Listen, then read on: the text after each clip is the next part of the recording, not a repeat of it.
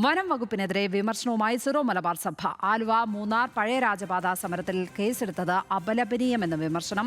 Mar George പുന്നക്കോട്ടിലിനും ജനപ്രതിനിധികൾക്കും എതിരെ കേസെടുത്ത നടപടി പ്രതിഷേധാർഹമെന്നും പൊതുജനങ്ങളെ വെല്ലുവിളിക്കുന്നതാണ് എന്നും വനവകുപ്പിന്റെ ഈ നടപടിക്കെതിരെ സിറോ മലബാർ സഭ ഇപ്പോൾ രംഗത്തെത്തിയിരിക്കുന്നു. വിവരങ്ങളുമായി കൊച്ചിയിൽ നിന്ന് ആസിഫ് മുഹമ്മദാണ് ചേരുന്നത്. ആസിഫ്, സിറോ മലബാർ സഭ വനം വകുപ്പിനെതിരെ എന്തൊക്കെ വിമർശനങ്ങളാണിപ്പോൾ എടുത്ത് പറയുന്നത്? എവിടെയാണ് ഈ വിമർശനങ്ങൾ സഭ ഉയർത്തുന്നത്? ലക്ഷ്മി, നമുക്കറിയാം ആലുവ മൂന്നാർ രാജപാതയുമായി ബന്ധപ്പെട്ട കഴിഞ്ഞ ഞായറാഴ്ച ഒരു ജനമുന്നേറ്റ യാത്ര നടന്നിരുന്നു. അതിലാണ് ജനപ്രതിനിധികളും അതുപോലെ തന്നെ കോതമംഗലം രൂപതയുടെ മുൻ അധ്യക്ഷനായ ജോർജ് പുന്നേക്കാട്ടിലടക്കമുള്ളവർ പങ്കെടുക്കുകയും ചെയ്തത്.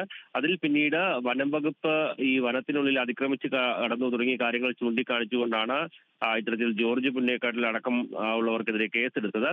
ഇത് അംഗീകരിക്കാൻ കഴിയില്ല എന്നൊരു നിലപാടാണ് ഇപ്പോൾ സിറോ മലബാർ സഭ എടുത്തിരിക്കുന്നത്. പൊതുജനങ്ങളെ വെല്ലുവിളിക്കുന്ന നടപടിയാണ് വനംവകുപ്പിന്റേത്. ഇല്ലാത്ത അധികാരം സ്ഥാപിച്ച് സഞ്ചാര സ്വാതന്ത്ര്യം തടഞ്ഞ വനംവകുപ്പ് മൗലികാവകാശ ലംഘനം നടത്തുന്നു എന്നുള്ള ഒരു ആരോപണമാണ് ഉന്നയിക്കുന്നത്. ഈ രാജപാതയുടെ കാര്യം പറയുമ്പോൾ ഇത് ആലുവയിൽ നിന്ന് ആരംഭിച്ച് കോതമംഗലം, തട്ടേക്കാട്, കുട്ടമ്പുഴ വഴി അങ്ങനെ മൂന്നാറിലേക്ക് എത്തുന്ന പഴയ രാജപാതയാണ്. അത് പൊതുമരാമത്ത് വകുപ്പിന്റെ കീഴിൽ വരുന്ന പാതയാണെങ്കിൽ പോലും പിന്നീട് അത് അടച്ചിരുന്ന സാഹചര്യമാണ് ഉണ്ടായിരുന്നത്. ഇത് തുറന്നു കൊടുക്കണമെന്നുള്ള ആവശ്യം വളരെ കാലമായിട്ടുള്ള ആവശ്യമാണ്.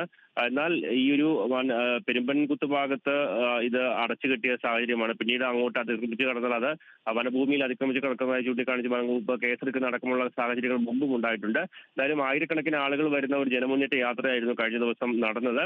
അത് ഈ ബാരിക്കേഡുകൾ അടക്കം നിർമ്മിച്ച് വാഹനം തടയുന്ന പ്രദേശങ്ങളിലേക്ക് അടക്കം കടന്നു എന്നുകൊണ്ടാണ് ഈ പ്രതിഷേധക്കാർ അവിടെ സമരം ചെയ്യുകയും ചെയ്തത്. എന്നാലും അതിന് പിന്നാലെയാണ് ഈ കേസെടുക്കുന്നതിലേക്ക് കാര്യങ്ങൾ എത്തിയത്. വനംവകുപ്പ് ജനങ്ങൾക്ക് സഞ്ചാര സ്വാതന്ത്ര്യം നിഷേധിക്കുകയാണ് എന്നും ആ റോഡ് തുറന്നു കൊടുക്കുന്നതിന് തടസ്സം നിൽക്കുന്നത് വനംവകുപ്പാണ് തുടങ്ങിയ കാര്യങ്ങൾ ചൂണ്ടിക്കാണിച്ചുകൊണ്ടാണ് ഇപ്പോൾ സിറോ മലബാർ സഭ വനംവകുപ്പിനെതിരെ രംഗത്തെത്തുകയും ചെയ്തിട്ടുള്ളത്.